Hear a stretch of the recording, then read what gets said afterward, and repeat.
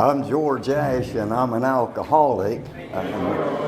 Thank you for that real flowery introduction. I thought you had switched speakers on us here for a moment there. Let's see. My good friend Robert over here, that's who he was speaking of a moment ago, and Robert acted as co-pilot. I do also want to point out, if I may, that this evening, if you hear him groan over here, what that means is you missed one of my jokes, and so then you laugh, okay? That's his role tonight. This is a fabulous setting, and all of you here tonight, gosh, it's an honor and real humbling to be here. I'm reminded one time of a similar sized crowd here, and we had a dinner meeting that night, and then after the dinner they had pushed us all outside there so they could clean the place up, and then we all got back in for the speaker, and I was the speaker that night. And as we're going out the door, this lady says to the woman in front of her, she said, "Well, who is our speaker tonight?" And said, "It's that George guy over there."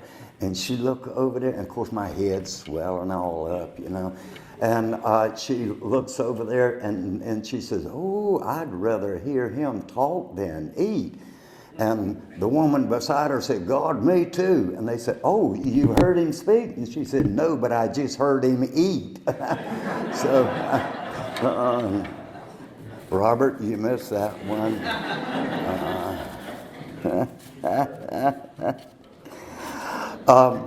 My home group is the Hayne group, right on the outside of Wilmington there. I encourage you, if you're in our area, to, on a Monday night especially at 7 o'clock, come to the Hayne group. We'd love to have you. We're very easy to find. In Hayne, the little area called Hayne, we're directly across the street from the ABC store. And also right next door to where we meet is a tombstone manufacturer. So I think we're very well positioned, or I think they are well positioned, if you will. Now, another thing, too, the Hayne group this is the third year in a row that we have been nominated as the very best group in all of Area 51. Now, a lot of people don't realize these surveys are done, but they're done every year, and I don't know if any of you all figured it out or not, but they're done by the Hayne group of AA. So come on down and visit us. Tom, it is so good to see your face. I spoke to Wally earlier, and it's so good to be here. Tom and Wally and I, we go way back. Well, not that far back, but anyway. Let's see. I did stick a couple of little notes up here. Take out trash, water the plants, empty. We're in trouble. Oh, no, we're all right. Sobriety. My sobriety date is the 16th of May of 82. Now, that's 1982, okay? 1982. Now, that, if your arithmetic is better than mine, you figure that's 31 years, and quite frankly, that frightens me. I have an anniversary coming up pretty soon, and I'm already getting the anxiety that usually comes with that anniversary.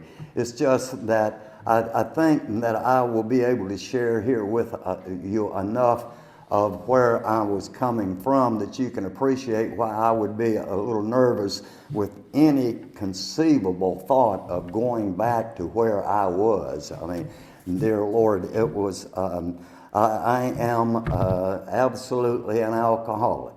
I do remember, though, when I picked up that 31 year chip, as usual, I was quite nervous. Somebody said when they gave me the chip, and they said, here, it's only got so many X's and V's on it, and it's continued on the next chip, you know. But anyway, I said something to one of our young ladies. I said, hey, can you, even in your wildest dreams, imagine somebody like me being sober 31 years? She said, no, but you've never been in my wildest dreams. Okay, all right. Now, I was born over in Wilmington, and back then it was a small town. I lived very little in Wilmington. I was one of those that, especially as a young adult, was bounced all over the place. Anytime I would like where I was living, my company at that time would move me somewhere else, you know. But another thing I like to point out is, see, when I was a youngster, I thought about being an attorney. I thought, boy, now, you know, they wear classy suits and everything. That'd be a great job to have. The only dilemma in that, I had to abandon that plan real early, because, you see, to be an attorney, you got to pass the bar. I never passed the bar till I got into AA, so I knew I was going to have to find another path, believe me. Now, some of what, if there are any guests here this evening, what we're doing is we take kind of turns, if you will, sharing our experience, strength, and hope, and some part of where we were, what it was like back there in the days when we were drinking, and what happened, and what it's like now. And that is part of my staying sober, this sharing. And that's why it's important, if anyone asks me to share, that I as much as humanly possible, try to say yes. And dear Lord, Tom, I don't know if you know the word no as much as you've been around, but we do try to do our part in sharing like this. Now, some of the I may bounce around because that's the way my head works, you know, but anyway, let's see. I told you the sobriety I've got. I do have a sponsor. I sometimes forget that, but I do. And you don't reach any age or number of years of sobriety where you no longer need a sponsor. I think they call that, there's a term for that, it's called relapse, I think, or something like that. But we all still need our sponsor, that mentor we can turn to and at any time. And I do have my sponsor, Mike, and he has played that role for, dear Lord, I don't know how many years, but it's quite a few. Kind of frightens him. The one I had before that died, and, you know, so he's doing better.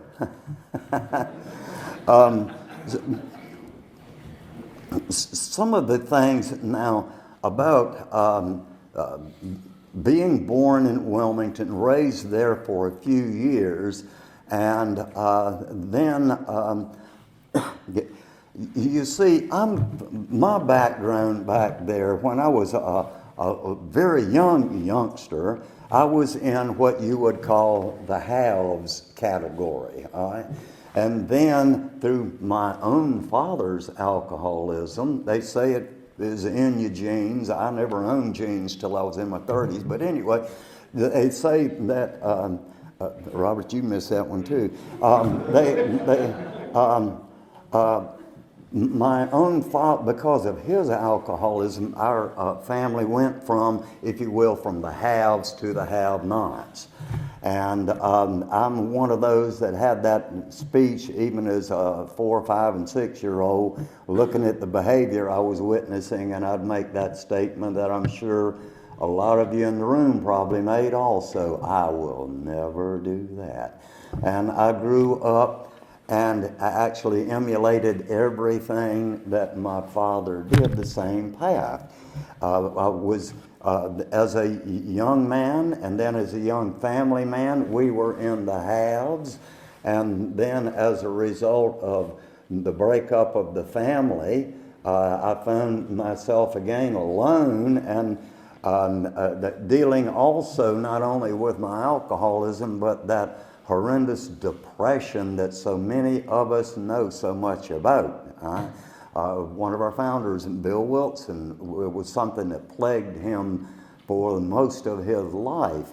But here again, I went from the haves to the have-nots. So here I was, kind of haves, have-nots, and then haves and have-nots. And about the only thing I can conclude from that is I think it was a whole lot more comfortable being over there with the haves, okay? As a young adult, I had, backing up a little bit and looking at the alcohol side of this thing, I don't believe I need to define that a whole great length of time. I think I can prove very quickly that I'm one of the bunch here, okay? My first introduction to, and I did not know it at that time, of course, no idea, but to the subject of addiction was way back in between the ages of 4 and 5. And what it is, I have since, I've been here in the family of AA, I've heard one other person talk about this in about the same detail that I do. But my very first addiction was books. Now that may sound kind of strange to you, but let's think for a minute. What could I do? I had learned to read at a very early age, but and I found my escape. I could open up this book and I could be anybody. I didn't like who I was.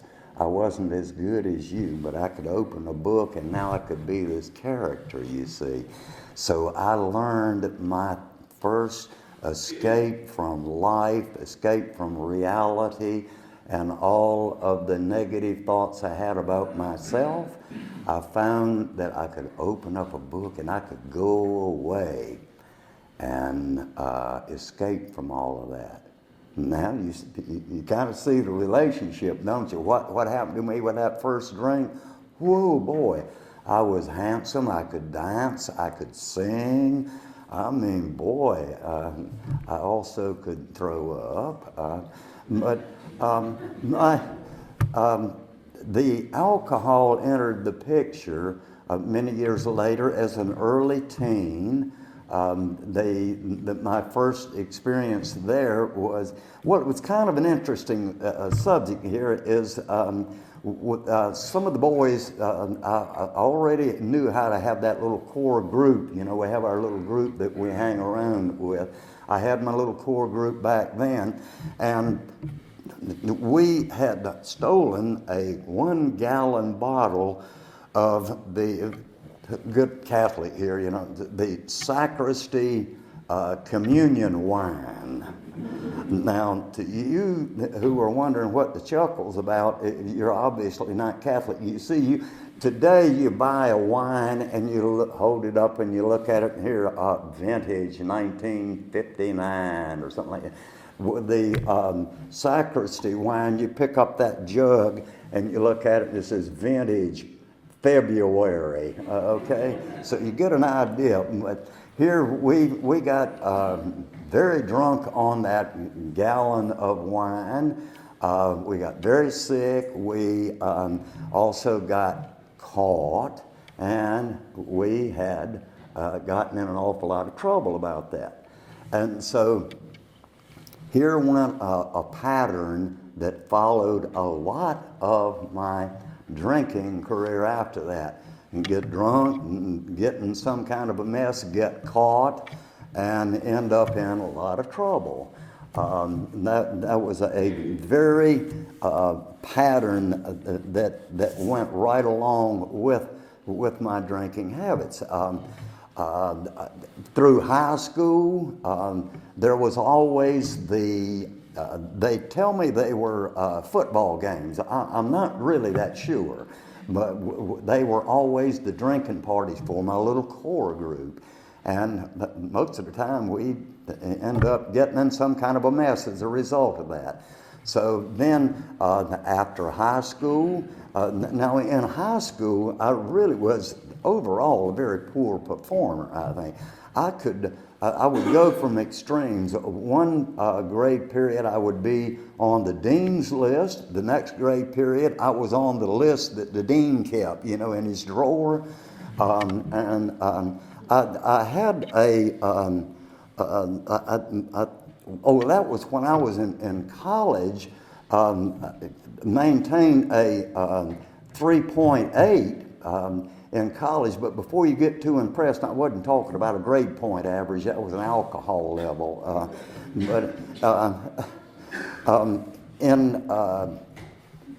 When I finished high school, I was very much a lost kid with no direction. Ended up in college with a very nice scholarship that I drank up after the first year. They brought me in and had a nice little conversation with me and explained to me that they thought I'd be a whole lot happier somewhere else. At that time, I came back to Wilmington, and this was a time, the Cold War period of time, okay?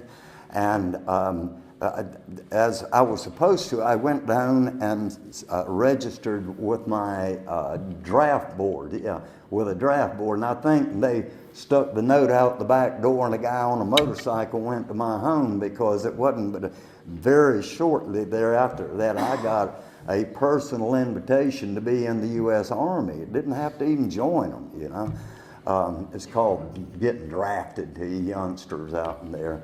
But so here's a characteristic of an alcoholic. I had been drafted into the Army. That's for a period of 2 years. All right. Now, when I was in the basic training, they had called out a bunch of us fellows and told us all to go up to the mess hall. If you ever ate in one, you'd know why they call it that. But they said, go up to the mess hall. We all got up there, and we got to looking around the room, and we realized that, my God, we are all the draftees.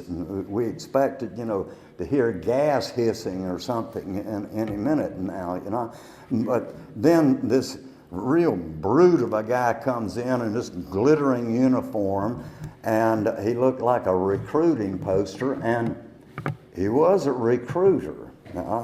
This fellow was trying to explain to us that as draftees with 2-year obligation in the U.S. Army, if we wanted to, we could enlist instead of being drafted and be in the Army for 3 years. Well, I got to thinking about that. I wasn't real smart, but I was somewhere I didn't want to be for 2 years, and he says I can be somewhere I don't want to be for 3 years. So it didn't really sound that attractive. Then he said something about a bonus, and I thought, that sounds like money.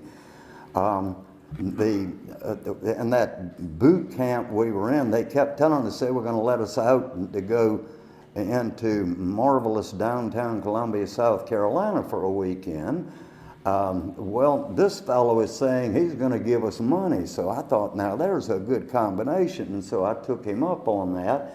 And me and my little buddies, the little circle of gang that I had gotten, off we went to beautiful downtown Columbia, South Carolina. I hope there's nobody here from South Columbia. But anyway, we checked into this moderate priced hotel, and we proceeded to do what you would expect we were doing. We ended up, just kind of focusing on the drinking and the poker playing. And that's what we did that weekend. We sat there in that rundown hotel, and we played poker, and we drank the whole weekend. And when our time was up, we barely made it back without getting in any kind of trouble there. And when I got back, here come that Monday morning now, here I am. I no longer have 2 years in the Army. I have 3 years in the Army. I had a terrible hangover, headache, and everything else. And you probably also figured out I was broke. I spent all of the money for a weekend that I didn't even remember. And there's the type of behavior. And then what about the other behavior that so many of us in the room? It's interesting when we get to talking like here and we start identifying ourselves in these ways. It's so comical to be up here looking out there with you, because what I see reminds me so much of many years ago. There was a novelty toy you could get and stick in the back window of your car, and it had this bobbling head. You pull up to a stop sign, and the old head would bobble, boom, boom, boom, boom, boom. They were real cute. But anyway, I get to describing some of the behavior I'm talking about as an alcoholic, and I look around the room and I'm constantly seeing that bobbling head like it was. Yeah, you know what I'm talking about. But what about the thing about I don't fit in, you know? I think most everybody that I've seen stand up here and share like this spoke about that part where I just never felt like I fit in. There I was. And some other things, anytime there was any, like all of the conflict in the dysfunctional family setting that I was in, is that in all of the bad things that would go on, I knew somehow it was George's fault.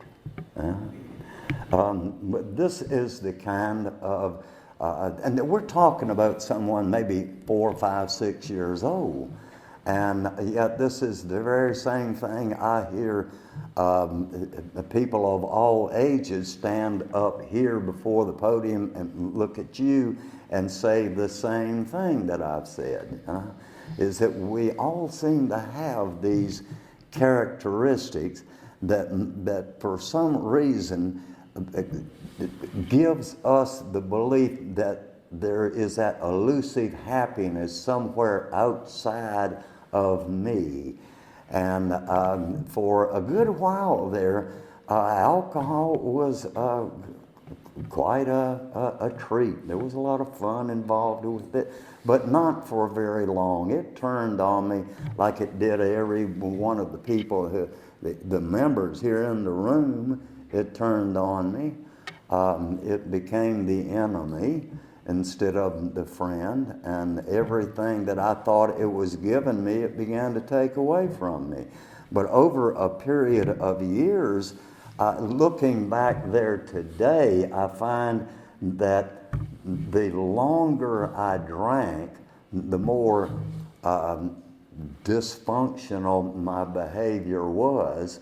And the thing I think that brought me to my knees eventually was this thing about, I don't know how long a period of time it took, but I kept letting go of values one by one.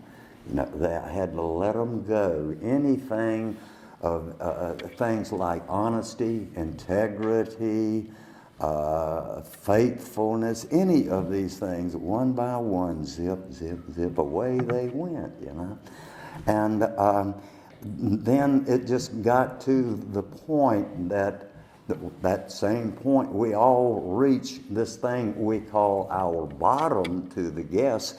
We must keep going until we have a problem. Everybody around us knows we've got a problem. But I had to know I had a problem before any progress could be made. That's the way that anyone, the only avenue that can be taken to doing any kind of walking away from an addiction, whatever it may be. That's one of the key things. I must have a problem. But the behavior I'm describing to you, it just keeps going on and on and on like that. And in my travels in North Carolina, and good Lord, I was in Greensboro, Charlotte, Raleigh, back to Greensboro, and then Atlanta, Georgia, New York City. And there was one tour of duty in a foreign, one of those backward foreign countries. It was called Chicago. I hope there's nobody here from Chicago. But that is a terrible place for a southern fellow. You know, it just shouldn't be that cold anywhere. But even had a job assignment in Timmins, Ontario one time that I'm sure could have been very fascinating. I don't remember very much about it, but except that I did bring a whole new meaning to that expression, drink Canada dry. Brought a whole new meaning on that.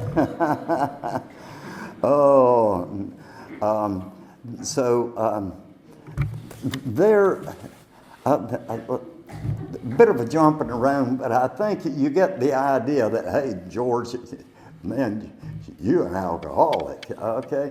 So now what do I do about it? Well, I tried after all of those values that I spoke about, that I let go of one by one, that went away.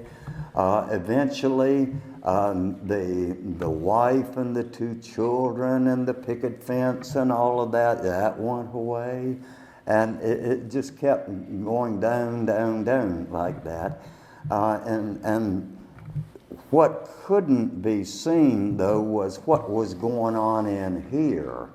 The down, down, down, down, and all of that. And there was, I think, looking back on it now, that probably the major thing that really was the turning point for me is after a period of being that second time single guy for about a year and a half or something, I had gotten involved in a very overwhelming emotional relationship with someone that was, it was a very, I just couldn't begin to describe how strong it was between the two of us. She and I both were in this in a very strong and difficult way. And the only snag is, you see, she had one of those, what do they call them, husbands, yeah. And now, you know, talking about letting go of these values, this was about the only value that I could have said I had any relationship with it up to that point, and now it was gone. And the tremendous damage that I had caused because of that relationship, it about put me under. And that was, I think, the point that brought me to my bottom. I have the same story that everybody else has. When I would drink any amount, that was it. Just the first drink, and now all bets are off, okay? If I had one drink, then there I go, I'm gone. If I managed to stay sober an entire day and then had one drink, boom, it was gone. At that time in my work, I was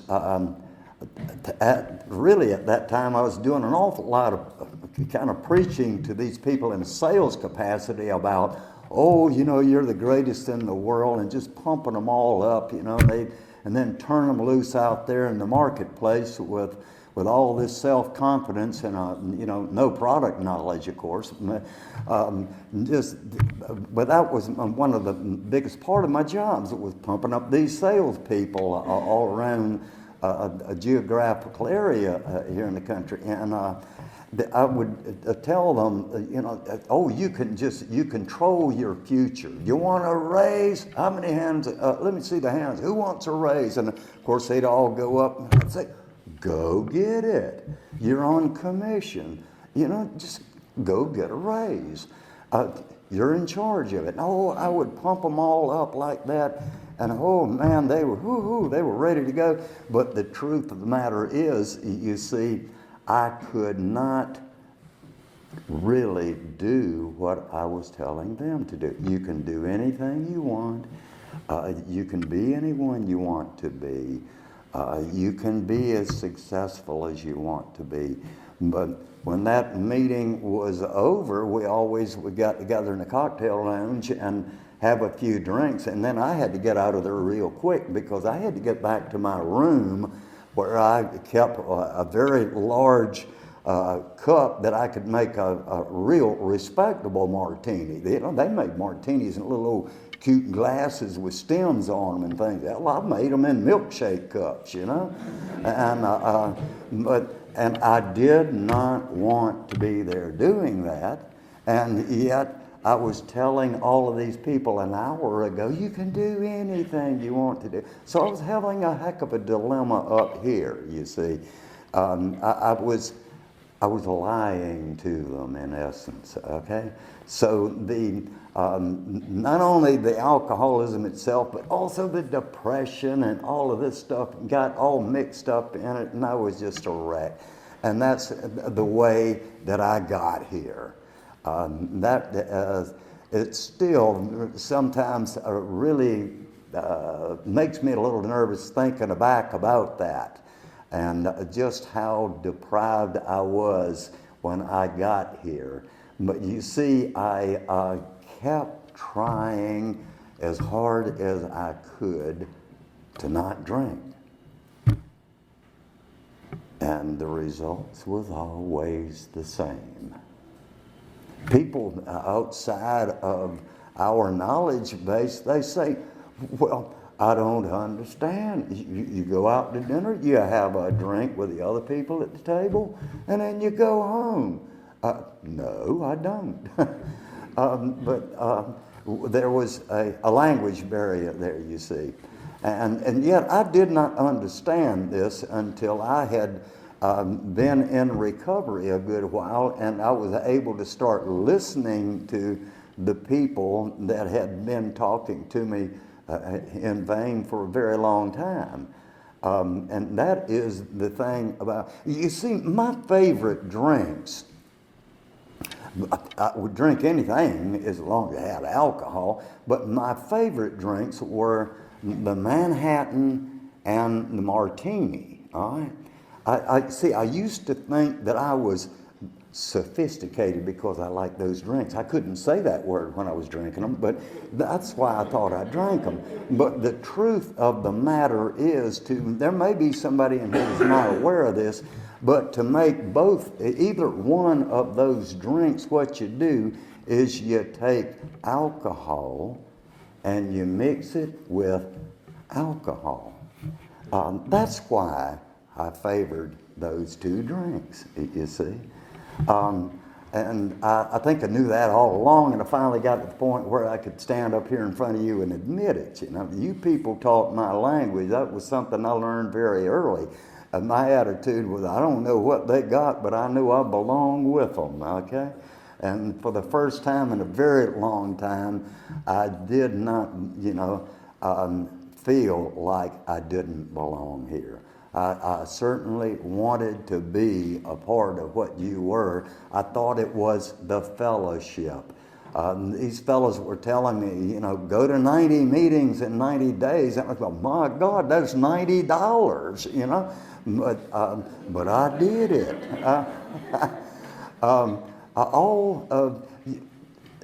all of the things that these fellas said that irritated the daylights out of me back then, probably within about a 3-day period today, I say all of them myself. That's just part of the evolution, I guess, is, they say to be an old timer, one, you don't drink, the other, you don't die. And so, now one thing though, when I first got here, I would look around the rooms and I would see, and this is the one thing that's changed so radically, is I would look around the rooms and I'd see all these old people, There was a bunch of old people here. I don't see any old people in here anymore. What happened to them? I don't see a one in the room, man. I don't understand. Oh, Robert, you didn't groan. Oh, well.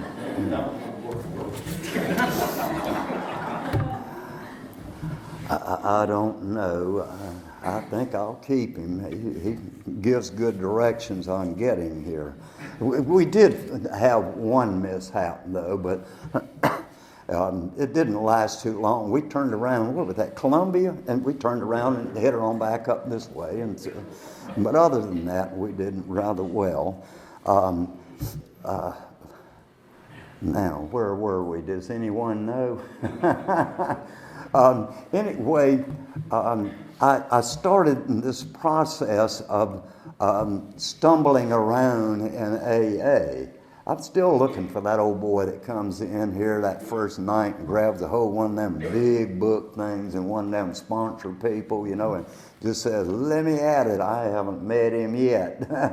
We're like the old time, those old billiard machines, you put a nickel, it was a nickel back then, in that thing, you'd pull the handle and boom, that big old ball would go up, and it'd hit these points, and every time it would, it'd make a bell go off, and you'd hit that thing, and it'd go up, and bing, bing, bing, bing, bing, and that's kind of like the way I was when I first got here in Alcoholics Anonymous.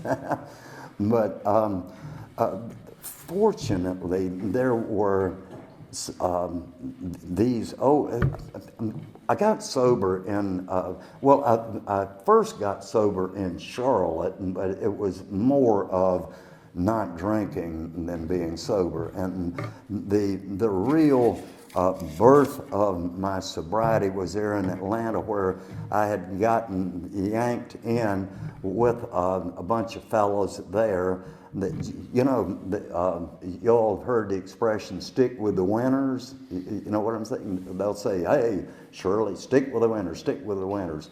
Well, these fellows, I always contend, look, they had a philosophy, stick with the loser, because they held on with me long enough for this to take hold.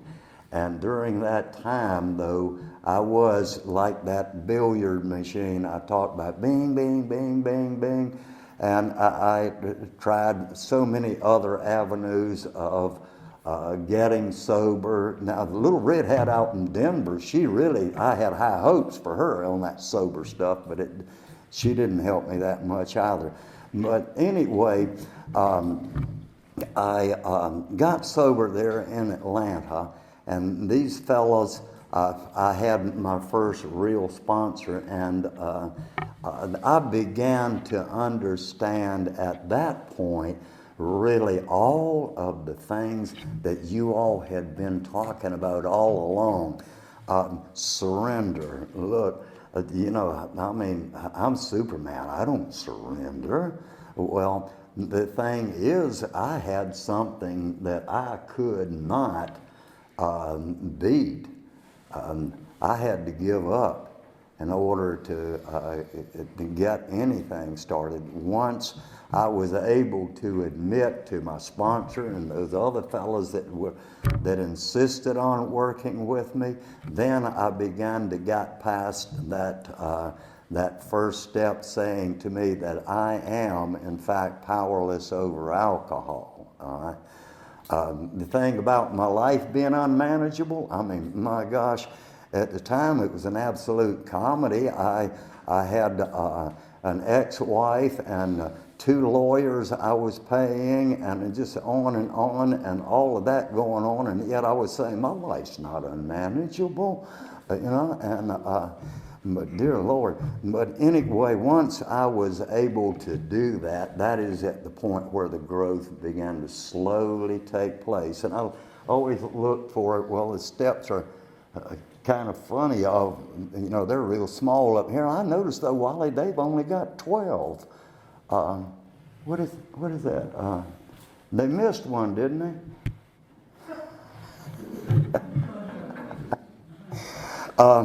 But I also thought that, the big window shades hanging up on the wall there with the 12 steps listed on them, I figured I could come in here, look at one of those steps, read that sucker, go on home and work it. And somebody finally explained to me, said, boy, if you come in here and you get your steps off of the wall, you're going to get off the wall sobriety. And I was able to appreciate that, and was able, though, with my sponsor, to go through the plan that we have, and that plan's worked for, that plan's older than I am. There's not a whole lot of things out there I can say that about, but it's still just as applicable today as it was, 79 years ago or something like that, 78, 79 years. That thing's been working great day. That's all I know about getting sober, okay, is the plan, and it's centered around the 12 steps here. The only thing, the steps are on the wall and the instructions are in a book. I call that affectionately the Sober 101 manual. But that was the kind of, in a nutshell, the path that I took to be to the point that I am right here today. I explained to you, I've been sober 31 years. It's very frightening for me to even think too much about that right now. 31 years, that means I was 9 years old when I got here. I think something like that, I forget. But anyway, but the truth is that I am getting to be quite old now. The reason is because of Alcoholics Anonymous. That's why I'm getting old, okay?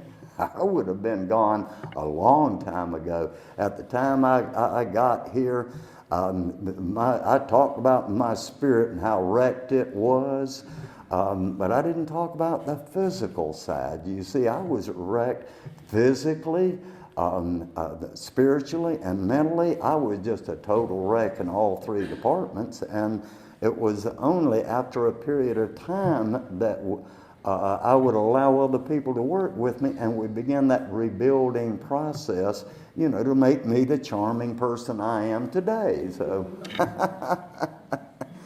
I think maybe I've talked enough, but believe me, I once made a remark here about a week ago. A bunch of the fellows, we were sitting around the shop. My shop there in Rocky Point is kind of like the Rocky Point Starbucks. One of my neighbors said she was going to stop one day, and but she said, "Oh my God, you were so busy. There must have been about 6 cars in your driveway." And I thought, yeah, we were busy, all right. Sitting in there, about the only thing work going on was building a whole lot of coffee, But I told one of them, we were reminiscing about some of the places we'd been and shared and speaking engagements and things like that. And I told them that in my time being out here, to be able to come before you and share like this, I found that the most dangerous combination is you got an alcoholic standing up here and you hand him a cordless mic, I mean, you're going to about have to shoot that boy to get him down. Because one thing, we can talk. We don't have an awful lot to say, but we sure do talk. All right?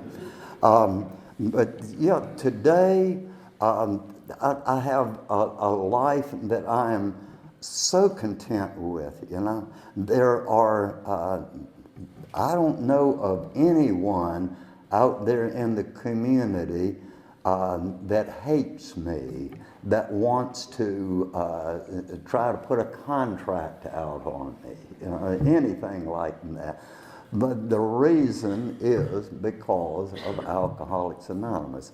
And the steps in the process of working these steps, and they'll, if I'm working them properly, they're going to get me in a loop, okay?